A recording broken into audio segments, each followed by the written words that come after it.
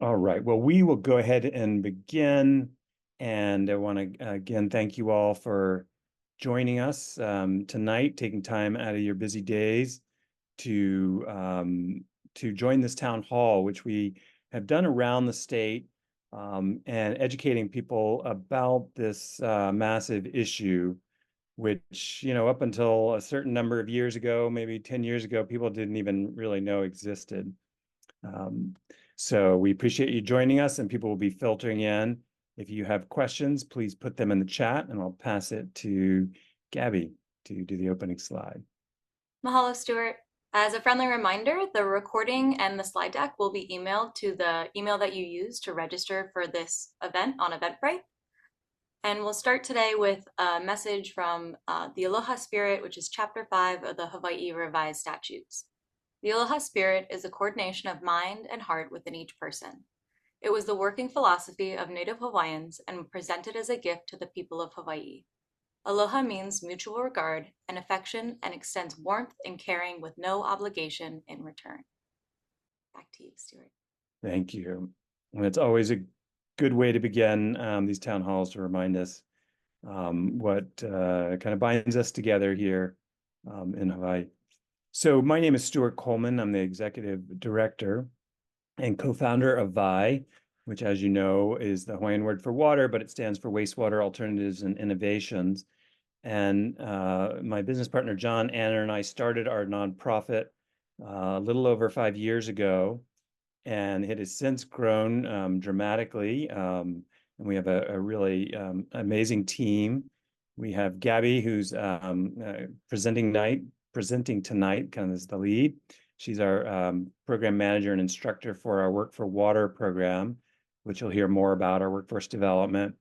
And we also have Graham Lander, who is back after having a son recently, and so we're glad to have him back.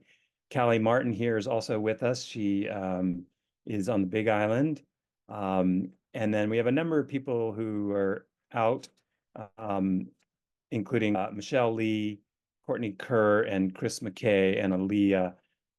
Some are out on maternity leave, two of them, one out on bereavement, and one out on vacation. But we have a great team that is here in spirit to help us tonight. And we're very fortunate to have some local legislators and representatives here to help support this. And we have also some water quality experts and friends of ours, Kim Falinski, Robin Knox, and our team at VI. And we will have a Q&A at the end. So you can either save your questions or put them in the chat, and we'll try to answer them as we go. But I want to thank our representatives first and give them a chance to say a few words, especially Senator Hashimoto, because he has to leave early tonight. But we also have Representative Mahina Poepoe and Michele McLean, who's representing the chair, Alice Leeʻs, from the Maui County Council. So thank you all for attending. And Senator, I'll pass it to you if you want to say a few words. No, thank you for putting on this wonderful, informative presentation that I know a lot of people are wondering about. I think this is something that we are going to have to tackle. The state has put in a mandate that we have a goal to make sure that we meet that goal as a community. But I think the challenge is how are we going to get there? Especially here in Central Maui, that we're fortunate that most places are connected through the sewer system, but there's places that are still not. And that's where we are going to have to work on making sure that happens. We have a very, very interesting project where we're trying to build a Central Maui wastewater treatment plant, and we have to then figure out how can we then, convert. And so I think that is a very important project that is moving. It's a partnership between the county and the state. And it's also figuring out all of the financing that we need to help private landowners do that. So what I'm really watching these days is what's happening in West Maui. They have a rebuild, especially in the Waiakuli region. they are all on cesspools. The FEMA is going to help them try and rebuild, and they need to access some federal funds, and how they go about doing that will be very instructive for everyone else on what things we can do to convert all across the rest of the state and the island of Maui. So I think we are, this has to be a focus of ours. I think sharing all your resources and information is what everyone needs, and continuing the dialogue of how we make this happen. And I think continuing to make sure that we have good legislation in place to allow people to make the conversion and help people to our end goal of which is to make sure we're all on a system where we can reuse the water and recycle the water. So I'm here with you. I think for those of you who are in Central Maui, we will work through this and find solutions. It's definitely not going to be easy, but it's one step at a time to make it happen. So thanks for having me, and thanks for putting this on. Thank you so much, Senator. We really appreciate you being here. And as you said, this is something that we are all going to have to work together to figure out. And that's legislators, community leaders, nonprofits, and government agencies, and even the private sector. And it will be interesting to see what happens in West Hawaii. So thank you so much. We're going to have, like we said, Representative Poepoe and Michele will be presenting later, but did you have any words that you wanted to share, Representative? Yeah, just want to echo that I'm so grateful. Thank you guys so much for organizing and hosting this event, and everyone for attending. My name is Mahina Poepoe. I'm the State House Representative for District 13, and it includes a small portion of Central Maui in the Kahului Airport area, and then it goes to Paia, Haiku, all around East Maui through Kaupo and Molokai, Lanai, Kaho'olawe, and Molokini. So geographically, a pretty expansive district. Very rural areas of our state are included in my district. The past 2 sessions, I've been the Vice Chair of Water and Land Committee and a member of Finance and Corrections Military Veterans Committees. I just wanted to give you guys some kudos for all the really good work you guys are doing, educating our communities and our government, not only on the impacts of cesspools and the issues and the environmental harm caused by our current wastewater disposal methods, but also the work you do to highlight possibilities and technologies out there that can help us address these issues and take a more critical look at how we prioritize water use, especially potable water use. And as we plan and know that our future of climate change is coming and we're already being very impacted. And then we have, developments occurring and increased demand for water from that. So, we need to make sure that our water use doesn't outpace the regeneration of water that could potentially lead us to water scarcity. And I think that, how we deal with wastewater, that's going to be a really important role in whether or not our future is water secure or water insecure. So this is really important work. And I just wanted to, I guess that's all I wanted to share. Thank you. Thank you so much. And you're so right. In an age of more kind of limited water supplies, and you've experienced droughts on Maui already and ongoing ones, we're going to have to be just super more cognizant and careful with the way we use our water, especially our potable water supplies. And treated wastewater is actually something that we can use and reuse. And so that's something that we'll be talking about later on. Great resource. Yes, exactly. Thank you for sharing those comments.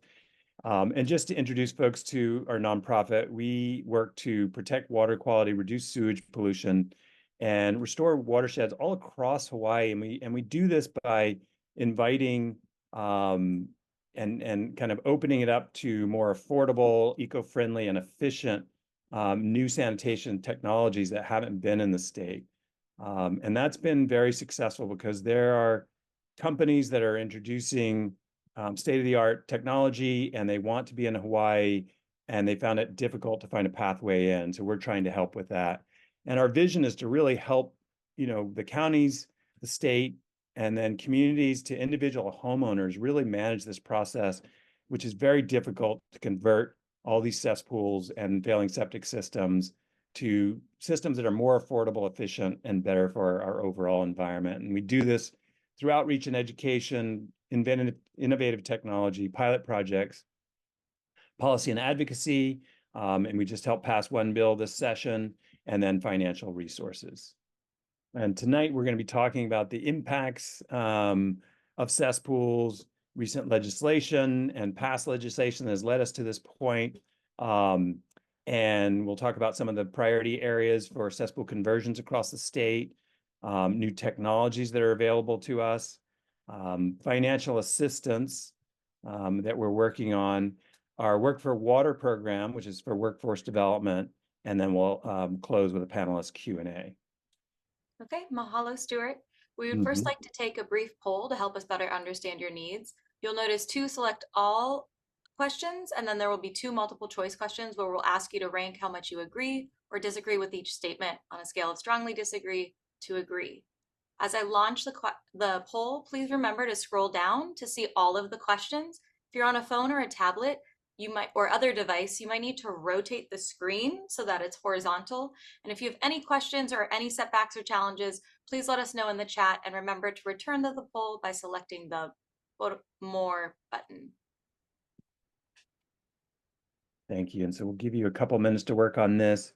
We would love to get as many responsible as possible. We have 46 people on here, so we'd like to get as close to 40 as we can at least. This is important. These surveys are really important for us to kind of get a good estimate of people's attitudes and knowledge of cesspools in Hawaii. So as part of some of our grants, this is really helping out and part of our polling. Great. So now we're going to talk about the impacts of cesspools on Hawaii's environment and the human health impacts. Perfect. Wow. Cesspool construction was recently banned in Hawaii. But what is a cesspool and what problems do they cause? A cesspool is basically a covered hole in the ground. It is sometimes lined with brick or concrete. Open joints in the lining allow liquid and solid waste to seep through. Cesspools are designed to dispose of waste, but not to treat it. If you have a cesspool, when you flush your toilet, use your kitchen sink, take a shower, or do laundry, untreated wastewater and gray water is directed into this hole underground. Human waste moves away from the cesspool through Hawaii's porous lava rock. Eventually, it reaches the water underground and contaminates it with dangerous pathogens and household chemicals. Because we live on islands, everything is interconnected. We rely on underground aquifers for our drinking water. Water from these aquifers is also connected to the ocean through a process called submarine groundwater discharge. When pollution from cesspools travels in water underground, it impairs our drinking water sources and negatively impacts our ocean ecosystems. Human waste contains viruses and bacteria that can make us sick if we consume water contaminated with them. Our waste naturally contains nutrients like nitrogen that can wreak havoc on coral reefs by causing algal blooms. The medications we take and personal care products we use can also negatively impact Hawaii's plants and animals. Hawaii has over 83,000 cesspools that contribute an estimated 52 million gallons of raw sewage into our environment every day. Because of these impacts, cesspools are required to be replaced with more effective forms of wastewater treatment by 2050. To continue to protect our health, that of our loved ones, and of our environment, cesspools need to be upgraded as soon as possible. For more information on cesspools in your neighborhood, visit hawaiicesspooltool.org. This video was produced by the Hawaii Department of Health, University of Hawaii Sea Grant College Program, and the Water Resources Research Center at the University of Hawaii. Thank you. I want to thank our partners at Sea Grant and WRRC and DOH for showing that.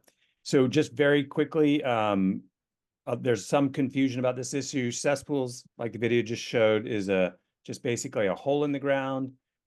Septic tanks are part of a septic system. And so there's a tank that's enclosed. So the solids settle to the bottom, and then the effluent filters out, and then it goes into a leach field. And it's the leach field that provides the further treatment to take care of the pathogens and bacteria that are harmful. It's the natural microbes in the soil do that. And yet it doesn't take care of nitrogen, which we'll talk more about later. And if you want to read more about the damages or the potential threats that nitrogen has, there's an article in Hawaii Business Magazine that I wrote about this based on a recent study in Nature magazine that just kind of outlines all the threats that it poses to coral reefs from cesspools and septic systems and injection wells.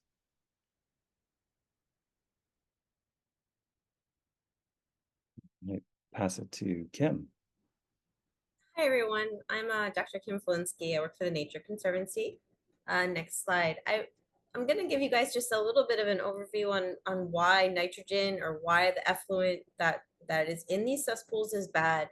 So just so you guys know, when we look at the data, we have data from Department of Health, we have data from the local community organization Puepoe on Maui, Surfrider, that nutrient and contaminant pollution is widespread. So we really can see the impacts of these cesspools in the coastal zone. On the right is Puepoe, on the left is Maui. And so you can see that no matter where we measure, we really are seeing sewage scores. We're seeing the impacts of sewage. Next slide. And what that means for our coral reef ecosystems is that you start to impact the zooxanthellae, the little algae that live within the corals themselves, negatively. Next slide. And from there, you can actually start to get bioerosion happening. So once the coral starts to weaken, you can get urchins and other critters that tear the coral apart, and you can get disease. Next slide. So we've seen that in different places you have coral disease, especially affecting Poepoe, but it doesn't matter what the species is. If you have a wastewater source nearby, a human wastewater source in particular, not even deer, but specifically human wastewater source, that you'll start to see more disease. Next slide. So recently I was part of a Nature paper that looked at a 20-year history, and this is in West Hawaii, but the results are now trying to be extrapolated to the rest of the Hawaiian Islands. And the take home on this is that we're seeing bleaching, right? We've all kind of maybe heard in the news that corals are bleaching due to increased temperatures. But what this paper said is there was two things that really changed how well a coral was able to handle those increased temperatures. Next slide. And those two things are fisheries. So you can keep your fishery happy and have more herbivores, like more of the guys who are going to eat the algae off the reef. Or you can try to reduce your nutrients in your urban runoff and your wastewater pollution. So you can do one of those two things and you'll see better trajectories. Your reef is more likely to come back better. So these are the two things we can do. We can't do very much to try to change our rising temperatures right now, but we can have healthy fisheries and reduce wastewater pollution. Next. And so the last thing is we talked about it in the video, but I just want you guys to know that we can actually measure these pharmaceuticals in the water. And to me, out of all of the data I take, this is for kahikili, but I have this data even for molokini, where you can start to see antibiotics in your water. You can start to see anti-epilepsy drugs in your water. You can start to see all of this. And what's more, you can start to see it in the coral tissue itself. And so that direct connection is really powerful for me as a reason for why we need to think about comprehensive solutions to try to reduce these impacts. All right, I think that was the last one. I just want to put a small plug in there for Puepoe and Surfrider, who are your warriors on the ground taking samples to try to add capacity to our state Department of Health. This was an event, there's been events all over the place, but right now our group Puepoe is sampling West Maui and South Maui, and Surfrider is monitoring North Shore. So together, these groups are really trying to keep a focus on whether this problem is getting better or worse over time. Okay. Mahalo, Kim, and to all of your fellow volunteers who've just done amazing work sampling the reefs. And Kim brings incredible science to this topic, and you can ask her more about that during the Q&A. So talking about legislation, we can go to the next slide. Hawaii was the last state to ban cesspools by over 3.5 decades. So some people are like, why are we doing this? Why do we have to do this now? Well, we were the only state that wasn't taking care of it. And so a large coalition of groups helped pass Act 120 in 2016 to ban the construction of new cesspools, Act 125 the next year to mandate upgrades of all cesspools by 2050. And then we created the Cesspool Conversion Working Group, which I served on for 4 years. A lot of volunteers. Kim was helping out with that. And we came up with kind of a unanimous set of recommendations. In 2022, we passed 3 bills, including a $20,000 rebate to help homeowners with conversion costs. And then this year, we just passed HB 2743 to overlay all the county sewer maps with the state priority tool where all the cesspools are. So we can see where we can possibly do extensions. But generally, that's going to be in very limited areas just because it's so expensive and disruptive, blocks roadways for months and months and months. And we can go to the next slide. So the bills we passed in 2022, I mentioned, and then this 2743 appropriates funds to the University of Hawaii, to the Sea Grant, and to WRRC to help develop this map overlay that I was talking about, where we see the sewer lines and where the cesspools are. And I'll pass it back to you all.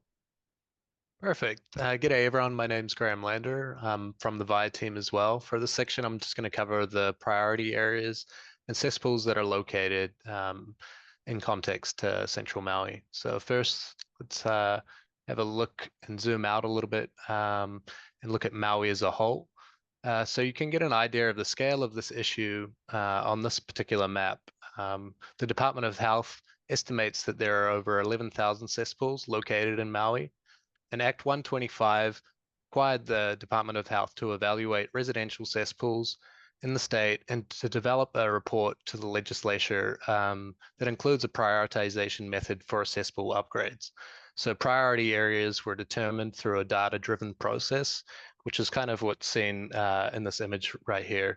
15 statewide data layers relevant to cesspool hazards were considered when designating these particular zones, and experts weighed in on the risk factors according to the significance of the environmental and human health impacts. The zones are classified into 3 levels, indicating the priority of conversion. So you see in the red, priority 1, these cesspools have the greatest potential for impact on human health and the environment, and are directly adjacent to sensitive natural resources like coral reefs or drinking water aquifers. In the priority level 2 zones, displayed by the orange pins that you see on the map, these cesspools still pose a significant hazard to human health and the environment, but they are a little less close to the sensitive natural resources and streams and drinking water aquifers as well. And then lastly, the priority 3 zones, as seen by the yellow dots on this map, still have an impact on human health and the environment, but may be further away from sensitive natural resources or areas that may directly impact human health. So just as a quick reminder as well, I think Gabby mentioned this previously, but these slides will be sent out to you via your email address that you use to register for this event. So you can click on the links and take a dig deeper into your in your own time. And the next few slides, I'll cover, we'll look a little bit closer at the Central Maui zones, so you can get a bit of a better idea of kind of what's in your backyard.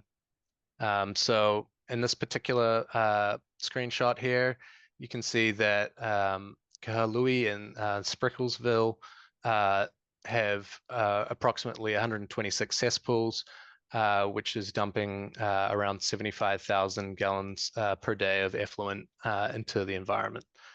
For this next slide, you can see that in Wailuku, it's considered to be predominantly priority level 2 and 3 zones, and there's around 400 cesspools located within it, and that accumulates to around 248,000 gallons of effluent being discharged into the environment each day.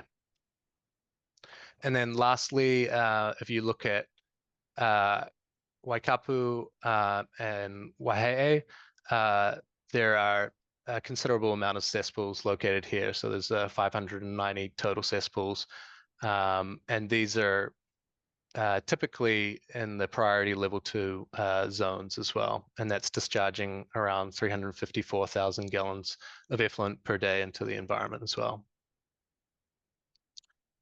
Perfect. And now I'm going to pass it over to Michele McLean, who's working with the county's expansion of the sewer systems throughout Maui. So Michele, if you wouldn't mind, just take it away. Thanks, Graham, and aloha, everyone. I'm here representing Council Chair Alice Leeʻs, who holds the Wailuku Waikapu Waihee Council residency seat. And I just have a few slides talking about planned county wastewater connections in Central Maui, and the use of R1 water.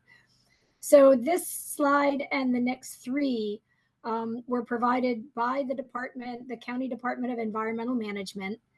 And this slide shows 2 project locations, and the next 3 slides zoom in on these project locations of where there are planned sewer expansion projects for properties that are currently being served by cesspools. If I'm correct, the map that Graham just showed, this is the South Wailuku area, which is, I believe, priority 2. So if we can go to the next slide, it'll zoom in on one of these. This is the Waiko Road sewer expansion. It is in the 6-year capital improvement program budget for the county, with $2.5 million budgeted for fiscal year 26, which means those funds are going to start to be spent in calendar year 27. Next slide, please. Similarly, this is the Upper Waiko Road extension, which is adjacent to that one. This one is also programmed for the FY26 budget, starting the capital program, which means calendar year 27, with the first expenditure of $2 million. And then next is also adjacent to these. This hasn't been programmed or scheduled yet, but this is an additional area in Waikapu that the Department of Environmental Management has looking at to expand county sewer service. So for the next slide, I wanted to talk just real briefly about the county's current use of R1 or reclaimed water. So it's great that we get cesspools converted to the county wastewater system, but then we still have wastewater that needs to be dealt with. We already produce much more recycled, reclaimed water than we use. So we need to be able to expand the use of R1 water. So these are just some numbers for you of the use that we've had in the past several years, which is only about 22% of the wastewater that we generate. And I have a link on the next slide that is the link to the next 2 maps that you'll be seeing. These are also county maps that you can see the legend on the left-hand side. It's all different county wastewater infrastructure. So sewer lines and other wastewater infrastructure. If you look at the bottom of that legend, there's a purple line that shows the recycled water lines. So here in Central Maui, you see all these sewer mains and sewer lines. The next slide shows only the recycled water lines. So next slide, please. You can see there's just this one R1 water line in Central Maui. So that means there's a lot of potential for R1 water use in Central Maui. And as Senator Hashimoto mentioned, there's the new wastewater treatment plant that's going to be built as part of the Waikapu Country Town project. So there is a great deal of potential for R1 water use in Central Maui. Now going to the next slide, This shows just the R1 water lines in West and South Maui. Now, as you saw on the earlier maps that Graham reviewed, South and West Maui have most of the priority level 1 cesspools. And so it's great that they have more robust R1 water use, but obviously there's still potential for expansion there. As Senator Hashimoto mentioned, already with the rebuild in Lahaina, the Waiahuli subdivision that was on cesspools is going to be sewered, and there might be other opportunities as part of the rebuild. Then the last slide I have is just talking a little bit more about R1 water use. And Chair Lee has long been a supporter of expanding the use of R1 water. A few years ago, she appropriated money in the county budget for expansion, and more than half of that has been spent. And besides the sewer expansion projects that I mentioned and had those maps for, the capital improvement program budget includes significant funding for recycled water lines in South Maui and for Lahaina. Also, the budget that the council is poised to pass on second reading next week will include additional funding for expanded R1 water use in Wailea and Makena that was proposed by Councilmember Tom Cook, the South Maui council member. And then Council Chair Lee budgeted money to explore a funding mechanism that's called a community facilities district. And a community facilities district, I give the definition of the county code of the kind of improvements that can be funded by such a mechanism. And what that is, in simplified terms, it's a voluntary tax that's imposed on property owners, and that voluntary tax is collected by the county and set aside specifically for a CFD improvement. And that means it becomes a guaranteed revenue source that can be bonded. So what that means is that homeowners or property owners over a long period of time, it can even be up to 30 years, pay a little bit extra in their property taxes or on their property through their property tax bill. And those funds get collected and set aside. That's enough to bond a significant infrastructure improvement that can start to be built right away, but then it gets paid for over that 30-year period by the people who will benefit from that improvement. So instead of someone having to pay upfront to contribute to whether it's R1 water or connecting to the wastewater system, they can pay just a little bit each year and have those improvements done up front, but then they pay for it over a longer duration. So that's something that Council Chair Lee wants to explore to expand R1 water use in South Maui. And I'll be handing it off to the next speaker. Thank you, Michelle. Mahalo. On this slide, we have the contact information that's available and the links to your local representatives if you'd like to reach out to their offices directly. Friendly reminder that we'll be sharing the slide deck along with the recording and all of the links in the follow-up email that we will send to the registered email account. Next slide, please. Great. So now we will talk a little bit about some of the cesspool conversion technology and innovative technology that's available. We're grateful for the planned county water connections and expansion of sewer service. However, the tech discussed in these next slides will focus on innovative alternatives for homeowners, for individual homes and communities that might not be able to connect to sewer. Here, what you notice is the difference between a septic system. What we'll be talking about is how septic tanks, although they are the most well-known and common conversion option for cesspools, they're not necessarily ideal, especially for our conditions in Hawaii and our unique soil structure. Unfortunately, septic systems provide minimal treatment and they leach nutrients and pathogens that can pollute the soil and water resources. The goal of the innovative options that we're about to show you is to provide additional treatment to remove nitrogen and chemicals of emerging concern. Examples of the Department of Health approved technologies also include aerobic treatment units that can be used instead of septic tanks, and technologies that can also be used alongside septic tanks, like a layer cake model, sand filters, and nature-based systems. So speaking of nature-based systems, We are going to talk now about the Ridge to Reefs Bioreactor Garden, which is a passive nature-based system that filters effluent after a septic tank through 3 layers and utilizes the filtering and nutrient removal power of plants to provide up to 87% removal of total nitrogen. VI is working with Ridge to Reefs on technical assistance, a technical assistance project to design wastewater solutions for 3 communities on Maui, Kauai, and Hawaiʻi Island. VI helps Ridge to Reefs by connecting them with the local community and legislators. We also help provide site-specific environmental data summaries. And now I will pass it on to John Asilla, who is a graduate of our Work for Water Workforce Development Program that I will be sharing about at the end of this program. And he also helped to install one of these bioreactor gardens. John? Hey, good evening, everyone. Thanks, Gabby, for the intro. I'm John Astilla. I'm a conservationist and just a recent graduate of the Work for Water program, which was an amazing program and has given me a lot more interest in pursuing wastewater issues.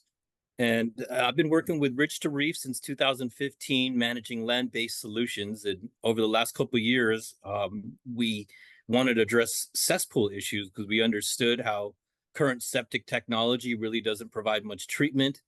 And any advanced treatment options are usually really financially unfeasible for people to do.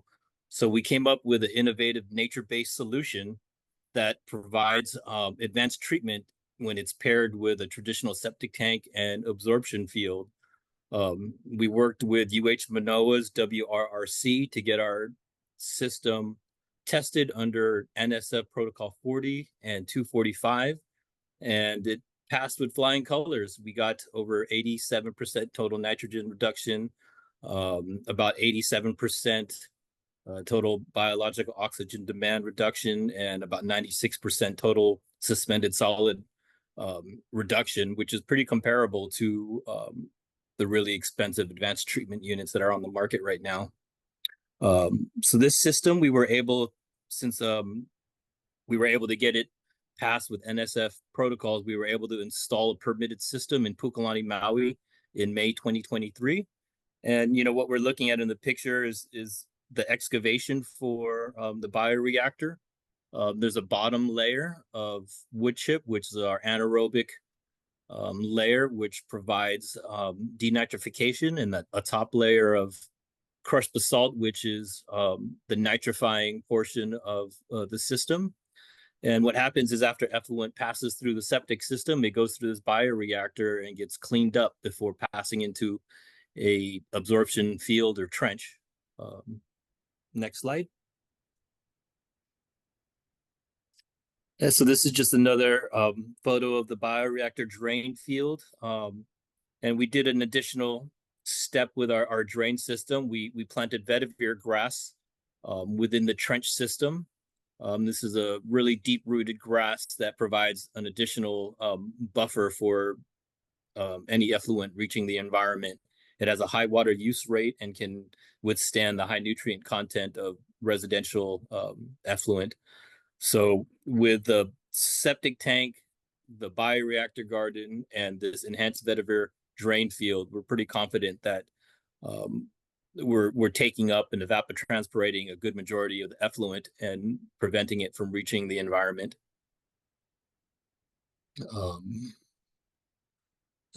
This slide shows some data that we had collected.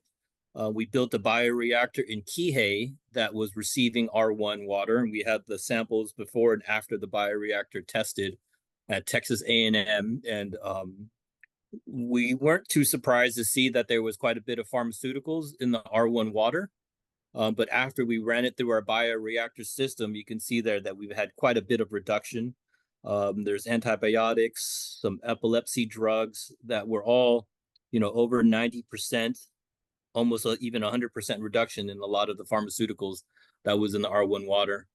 And as Dr. Falinski mentioned earlier, these pharmaceuticals can have a very negative impact on the ocean environment. So, just seeing this data, we're pretty confident that our bioreactor can add that extra layer of treatment before any water reaches the environment. And yeah, I think that's it. I appreciate the time for just sharing sharing our work with you guys. Thank you. Mahalo, John. Here you see another cesspool conversion option. This is an aerobic treatment unit, or an ATU. This is a FujiClean system. It's an alternative to a septic tank, and that uses chambers to add or remove oxygen to increase microorganisms that break down organic matter and nutrients. Next, you'll see here, while the ATU is used instead of a septic tank, the next systems that I'll be discussing are like the bioreactor garden in the way that they are used with a septic tank. So Elgin has a Department of Health improved system called the geotextile sand filter, or GSF. The system allows for a module approach, and by using these rectangle filters that you see here at the bottom of the slide, they can be placed in varying configurations depending on site conditions. The GSF system percolates the wastewater after a septic tank into the different layers in the rectangular filters to filter out contaminants and create an enhanced leach field for higher levels of treatment of wastewater. Because of the more effective treatment, the system could reduce the leach field or drain field by 40%, which will drastically reduce installation costs and conversion costs, because typically excavation of that leach field or drain field is the most expensive component of an on-site system. Vi recently worked with Elgin to replace an existing cesspool at a home in Hawaiʻi Paradise Park on Hawaiʻi Island, and that system was donated by Elgin and ACSI to a local veteran. The next system I'll show you here is a leapfrog design. This is another nature-based system that currently only treats gray water, but the kitchen black water cleaning system, we hope it will be coming this year in 2024. This system does have a small footprint, and the water can be reused in toilet flushing and irrigation. To convert a whole home, the system could be paired with an incinerating or composting toilet, which we'll cover next. Composting toilets are the compost that break down waste by adding wood chips. They're sometimes approved by the Department of Health, but are considered hazardous. And as of now, the compost cannot be legally used for agricultural purposes. Incineration toilets, like the Cinderella system that you see here on the right, uses heat and combustion to break down human waste into water, carbon dioxide, and ash. The sterilized ash can then be used and disposed in a normal household trash.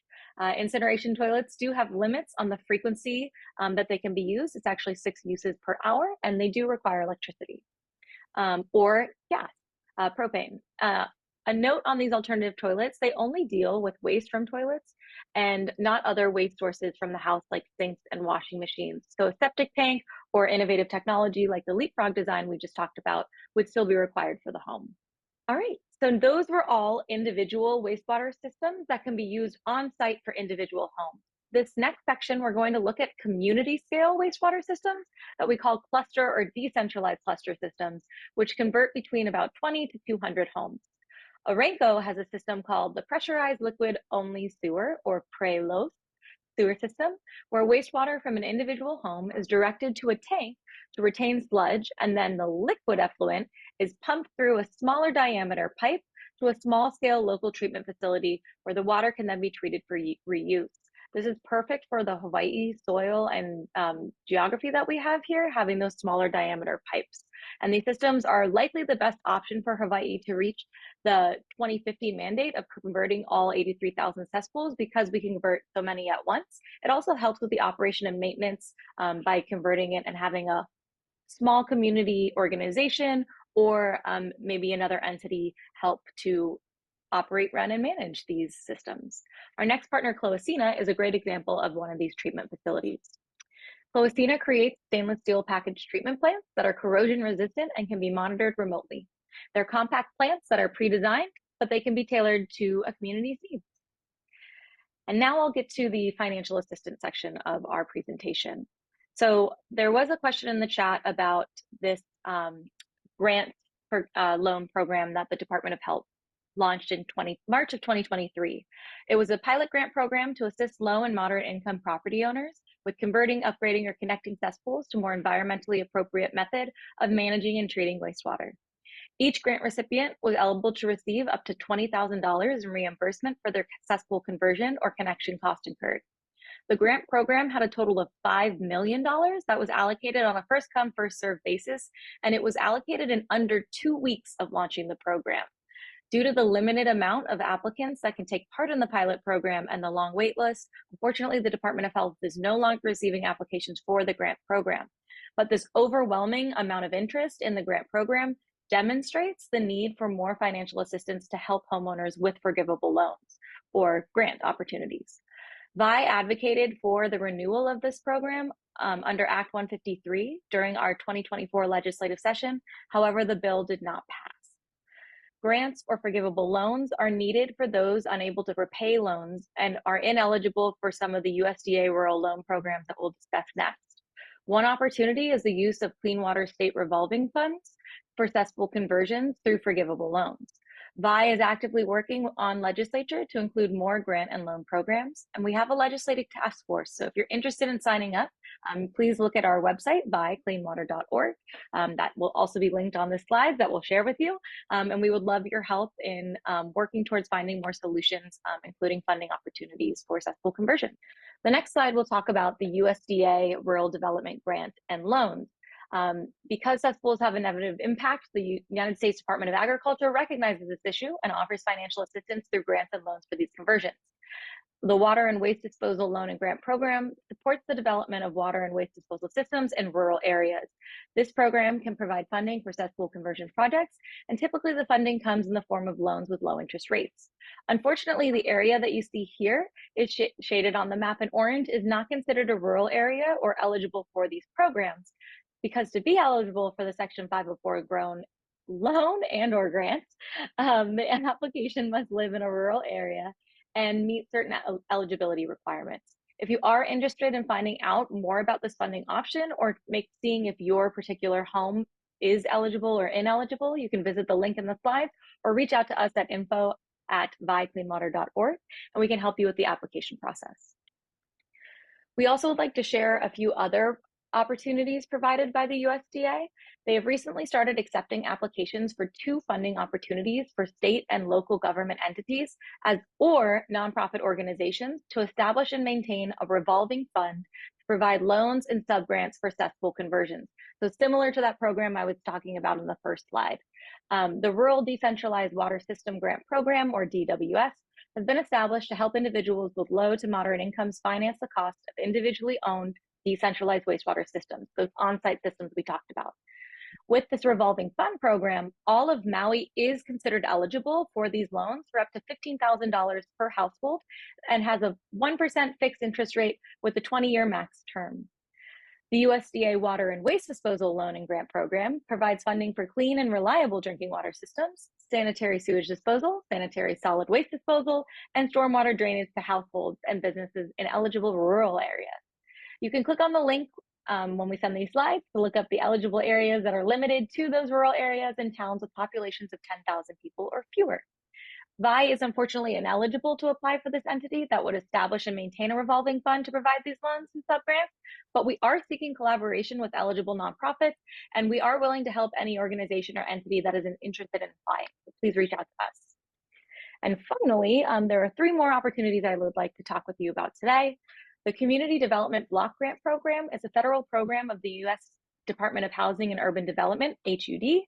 This is a principal federal program providing grants to states and local governments.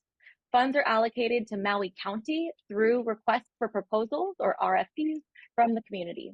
These funds could potentially be used for the decentralized cluster system technologies that we discussed, like that Prelo system, the Orinco Prelo system, at the last section of this presentation.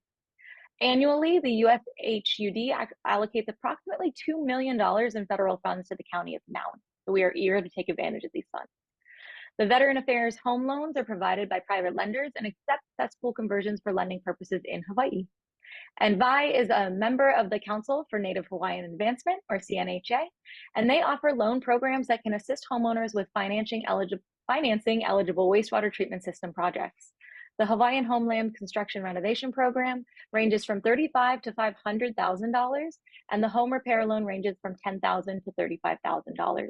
You can click on all of these links to learn more about these programs and apply. You can also reach out to us at VI, and we would be happy to help you see what you might be eligible for or how we can assist you with this financing. The next section I'm excited to talk to you about is all about our Work for Water program. This is our workforce development program. It is a free program aimed at inspiring individuals to join the wastewater industry. The goal of the program is to address this critical technician workforce shortage and operation and maintenance needs that is required to replace all 83,000 cesspools with individual wastewater systems, decentralized cluster systems, or connection to sewer by 2050, as mandated by the Hawaiʻi State Legislature Act 125. This program is funded by the Department of Labor, and we have partnered with the University of Hawaii, Hawaii Community College in Hilo, and the University of Hawaii Maui College in Kahului. For a course overview, this program is an entry-level wastewater introductory course that covers wastewater management and the career options available in Hawaii. It is an 8-week hybrid course. That means it takes place both online and in person. The in-person classes are held at the University of Hawaii Maui College in Kahului. The program is off to a fantastic start. We've already completed cohort 1 in 2023 and cohort 2 at the beginning of this year, with 79 local residents of Maui and Hawaii Island successfully completing the course already. We're currently enrolling participants and accepting applications for cohort 3 that will begin in September of 2024. Topics for the program include wastewater pollution, Hawaii wastewater policies and practices, policies, design, installation, operations, and maintenance of on-site wastewater systems, and career opportunities and preparedness. There are so many benefits of the Waste for Water program. The program equips participants with the foundational knowledge and skills needed to enter or advance in the wastewater industry workforce. These wastewater employment opportunities offer competitive salaries and stable, rewarding career paths. The program provides resources and support for individual career pathways into wastewater management fields, such as design, installation, inspection, operations, and maintenance, all needed to help convert these 83,000 cesspools. Another one of the many benefits for participating in our Work for Water program is the opportunities to network and connect with potential employers, along with career services. The final unit of the course explores a variety of professional roles within the decentralized wastewater industry and pathways that students could pursue to advance in the industry.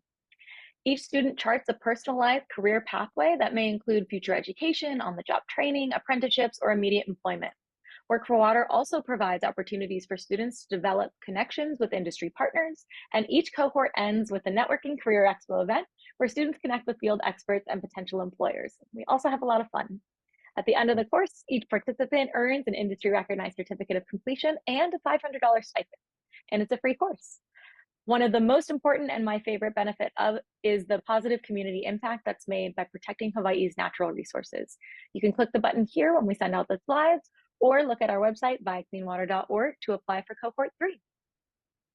Now, those last 3 slides I just talked about was our VI's and Pictor's Work for Water program, which is an 8-week program. The program I'm about to share with you is a 1-year program. So our Work for Water program is actually hosting our final cohort for our grant period in this fall. We hope that we'll be able to expand our program and even expand it across more islands in the future. But for now, that we are ending our cohort 3 as our last for the Work for Water program for this timeline. So we're excited to announce a new opportunity that will be available at the University of Hawaii College and Hawaii Community College called the Workforce for Water program. It is like a sister program to Vi and Pictor's Work for Water program. The Workforce for Water program is a longer, more advanced 1-year certificate program and also offers a $500 stipend. Please contact Charlotte Cheek at the email address you see here and click the link below for more information. That will take us to our final poll. Before we move on to our Q&A session, we're going to take one last brief poll.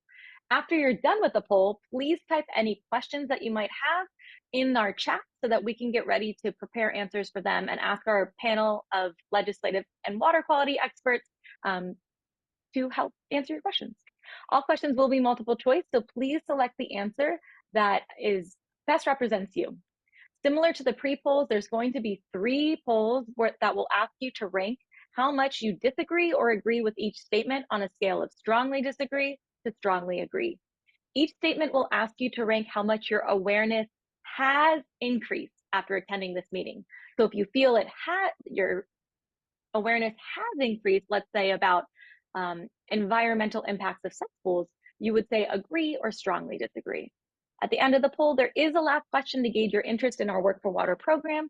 And if you or someone you know is interested, please select one of the yes multiple choice options. And you can also add a fill in the blank question there where we would ask you to please share any form of contact, like an email or phone number, so that we can reach out to you with more information. Mahalo nui for your time and participation tonight. We will start our Q&A next, so please put your questions in the chat. I'm also going to drop the link for our Work for Water program if you're interested. And that last slide that you saw there, there's a QR code you could scan to apply, and also another button. We did have a few questions. A lot of people wanted to make sure that they would receive the recording and the slide deck, and I would like to reassure you that yes, we will be sending a follow-up email. Please make sure that you've registered at the Eventbrite link, and that will be the email where you'll receive the recording, the slides, the links, and any other information. If you have any specific issues, anything that is personal to your home or something we can help you with, please email us at info@vicleanwater.org so that we can work with you to get to know your personal situation a little bit better and try to find some solutions. LW asks, do the other counties plan on holding their own county-specific meetings? If you're referring to like this kind of town hall, we have done these town halls around the state, and we will continue doing them in each county. And so, yes, we will have more town hall meetings across the state. And if you want to have one in your community, please, again, just email us at info@vicleanwater.org, and we can work to see if we can get others involved to host those. And then for the next question for Karen, just because it's policy related, and for our panel, feel free to step in. Are there any plans to provide subsidies, rebates, or something similar to this Cinderella toilets? We have a friend with one, and it seems like a great solution. Yes, we helped introduce this incineration Cinderella toilet to Hawaii, and it's been very successful. They were some of the first in the Western United States, and there are more than 50 of them across the state now, and they're very successful. I don't foresee any rebates at this point for something like that. But what we're hoping is that it will be cheaper than a full leach field, septic tank and leach field, which can also be sometimes the most expensive options because it takes so much land to do that leach field. And if you're in an area like many places across Maui that have, rock right beneath the surface, it becomes very expensive. So we're trying to find alternatives for homeowners that are much more affordable. I see a question for Kim. Why is oxybenzos still showing up in the data set, non-Maui data set, or pre-ban? Kim, if you don't mind, while you read it, I'm going to just answer John's question. John asked, is there any interest in working with the Department of Health to establish a more accurate volume of effluent outputs? Currently, the design use that the Department of Health goes by is 200 gallons per bedroom standard, but the real volume is much lower, especially with current water conversion technology. So yes, that is something that VI is very interested in doing. And John, I would love to talk to you a little bit more about how you might be able to help us, because we are interested in doing some water efficiency studies. So you've got my email. Mm-hmm. Kim, back to you with Tapani's question. Yeah, Tapani, I have to see when those samples were actually taken. The paper was 2022, so I'm guessing this is 2020. So I'm thinking it's pre-ban, but definitely is Maui data. So it might be interesting to see if things are still turning up in wastewater at the treatment plant itself. I'm not sure yet.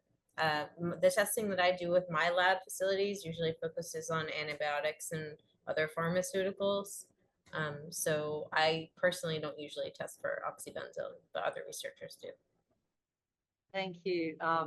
And I was just looking at the question that John Estella had asked about, could R1 water be reused to discharge into natural wetlands instead of being injected?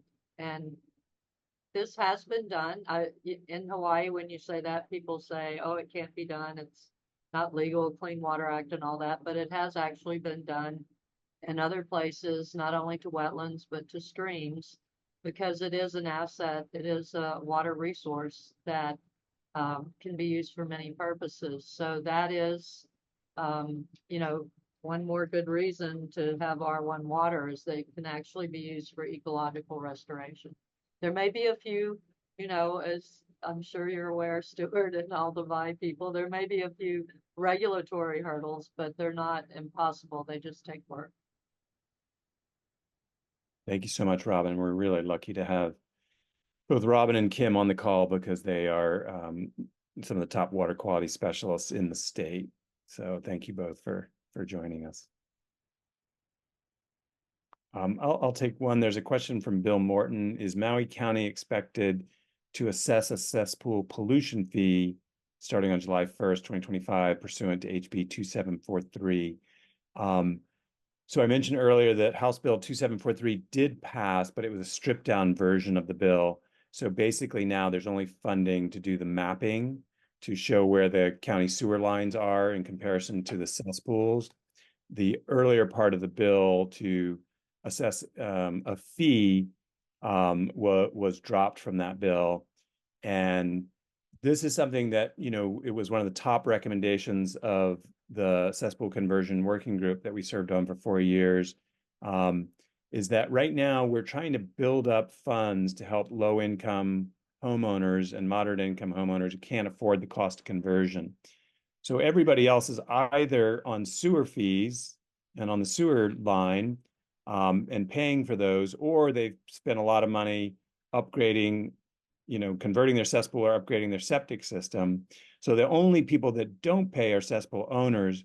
And so, you know, we were part of a large coalition that was saying we should charge a small fee to the cesspool owners who haven't paid anything and then put it in a special fund so that it can be used quite often by those same cesspool owners to help them convert. And then we have a large fund that starts to grow and we can assist homeowners across the state with conversion costs. And then Karen Worthington asked, are homeowners required to convert cesspools before selling? As of now, they are not, but they do have to disclose that they have a cesspool. And there has been legislation to say that they do need to be required to convert, because what we're hearing from realtors, and we've got the largest realtor group in the state that's really supported a lot of these bills, is more and more they're hearing from homeowners that they spend, you know, such a large amount of funding on their homes because housing prices are so high here. And then they're like, oh, and you're saying I have to pay an additional 30, 40, sometimes more thousand to convert the cesspool that I didn't even know about, or that it wasn't clear that before you do any major renovations, you have to convert the cesspool. So there was a new study that came out of UH that says homes with cesspools and these systems are valued less on the market. And so I think what homeowners are starting to realize is they don't want to buy a home with a cesspool if they can help it, because it's extra cost. They're going to run up against this. And so a lot of sellers are starting to realize I should take care of this beforehand, because I'll get a higher price for my home. One of the questions was about Upcountry Maui and its prioritization. So I did include a link to Sea Grant's website, and I'll drop it in the main chat again, just so it's the most recent. If you want to look at this website, this is what we referenced in our presentation, where you can learn more about the prioritization tool, how this data-driven process determined these 15 factors and how each area was prioritized. You can also look, you can type in an exact address to see how many cesspools there are, what the priority is, and you can access the 2022 prioritization tool report that gives the most recent updated data about the priorities and how they are ranked. There's also some really great educational videos on there that I would encourage you to look at. Yeah. And Janelle asked, is there any talk of simplifying the permitting process with DOH, especially being that DOH is so understaffed? This would be for homeowners, but also for tech development companies that would like to get on the pre-approved list or get their pilot project on the radar. Great point, Janelle. Kim, do you want to take a shot at that? I can do it if you. Yeah, why don't you take a first stab if you don't mind, Stuart? Because it's Sure. It's a difficult question. It is a difficult question. Yeah, we are hearing kind of, as several people have mentioned, Jim and others in the chat, the DOH it's been difficult to get help on certain people want to do the right thing and convert their cesspools, but there are really a lot of outdated regulations. The regulations haven't, they're part of what's called Hawaii Administrative Rules, Chapter 1162, and they haven't been updated in decades, and they really need to be updated. And like you said, Janelle, they need to have a clearer path for new companies, because there are a lot of companies that want to come into Hawaii and want to help and do business here and hire people here and set up offices, but they're telling us they're very frustrated, and so some of them are just leaving and not pursuing it because there's just no clear pathway for them to enter. So that's something that we're going to be pushing for this year, is to update the regulations so that we can be kind of like the other states and have kind of an up-to-date code that allows for more efficiency and ultimately more affordable systems. Since in Hawaii, it seems like so much costs, like Abby said, are really related to the leach field itself. Like there's a way to improve costs and have better treatment if you can kind of think about how to make that more efficient and how to prioritize different soils, right? I mean, there's a huge difference between Hana and Kahului. So how do we make sure that that gets accounted for? But the revision process on those administrative rules is quite extensive, so it's going to take a long time, I think. Yeah. All right, other questions that are popping up. We'd love to keep you informed, Janelle. She asked, is there a committee? We'd love to try to keep you in the loop on that, because we're working on that now. Yeah. Yeah, and that's a great point. We would love to, Representative Nakamura has suggested forming a committee to help with these recommendations. And so that's something that we definitely should work on setting up. Yes, I actually, Bob, we heard about your case. It's frustrating. There oftentimes people have Ohana units on their property, and if it's under 5 bedrooms, it still should be able to be in one system. So yeah, I'm sorry that they're not allowing that. I don't quite understand it myself. All right. There was a question about legislation directly addressing home improvements and requirements to convert. So I would recommend that you check out the Department of Health's Wastewater branch website, which I'll put in the chat, but also the Hawaii Administrative Rules 1162 is what you might be looking for. Sorry, Stuart. No, that's right. If you have ideas for legislation yourself or want to get more involved, or you're kind of frustrated with the process of not making it simple, and less expensive for homeowners, feel free to reach out to us. We have a legislative committee. Graham has put that in the chat, where we really are trying each year to change the system, and many folks on this call, including Ted Poland and Tapani and Kim, and others are part of that. And we're really just trying to make sure we get legislation passed that helps homeowners make this process easier. If they want to do the right thing and convert, we should make that as easy as possible. There are other areas across the country, like the only place in the country that has more cesspools than Hawaii is another island, Long Island off of New York.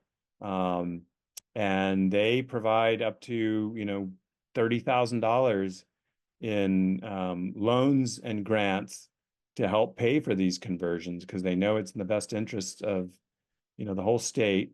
And to show you the consequences in New York, and they've told us explicitly, like, make sure people in Hawaii are aware that if you don't take care of this, they get massive harmful algal blooms, fish kills, and you've heard about these toxic blooms and a whole community can be shut down. Tourism just stops because you can't go in the water. It smells terrible. It's dangerous actually to go in the water. And there are new studies that show higher rates of cancer in these areas where there's elevated rates of cesspools and nitrogen in the drinking water. So there's serious public health and environmental issues and economic issues that are associated with these cesspools. All right, any final thoughts from our panelists, Robin or Kim? John, yes, Stuart did just mention there was a student in Kaneohe that just won a $10,000. I think it was a contest for his research that he did. He spent 2 years. He noticed when he was free diving that there were tumors on the green sea turtles, the honu, in the Kaneohe Bay. And so he found that this was due to, it's like a virus that basically they were eating this invasive algae that carries this virus. And then that, by eating it and ingesting it, was creating these tumors. And he was able to connect that to sewage pollution. And so it's a really awesome study, a really great news article that I will try and drop in the chat for you very quickly. Yeah, it's an inspirational story. Yeah, so Kim and Robin, do you want to have any final? Yeah, I would just like to say in closing, thank you to Vi and all the work you've done on finding solutions. And I think, it's pretty clear that the legislature is where we have to go with a lot of what's needed now, not only funding, but some changes to these rules. And it's all a good thing because as Kim was saying, it's about how can we get the best treatment for the least amount of money and trouble and effort, basically. I mean, that's the answer. And it's not one size fits all. That's why there were so many alternatives that you shared with us. So we all need to keep pushing for that. And, you have your legislative team and I think it's exciting to think about having that committee to look at those HAR regulations and try to get it easier to get new technologies. Thank you so much, Robin. And it is one of those things where all of us, we need all of you on this call to be part of it because there are, to be quite honest, some people who are saying, oh, there's no problems with cesspool, they've been around for decades, it's not a problem. And I think after tonight, when you just scratch beneath the surface, you'll see that there are all kinds of problems. They're not directly visible sometimes, but our coral reefs are dying. And this only worsens that situation and exacerbates it. So we really need to remind people that whether you're concerned about environmental concerns or public health concerns, or if it's just bottom line economics, this issue will take a toll. If our reefs continue to die and the nearshore waters are polluted, people will go elsewhere in terms of tourism. And so that has economic impacts for the whole state. But yeah, thank you so much, Robin and Kim, for your expertise and just constant work on this issue. Also want to thank our speakers tonight, our legislators. They need to hear from you all that this is an important issue. If you want to do one thing that would help, just follow up and send them an email and say, thank you for joining this. And, we are concerned about this issue. We want to help. That really makes a difference when they hear from constituents like you all. And I want to thank all the people who joined, and especially the VI team. We have a great team of folks here. And if you need any help with any of these issues, Bill, reach out to us and others. We will do our best to help you with this. So thank you so much again for joining us, and we hope you all have a wonderful night, and we appreciate you joining us. Aloha.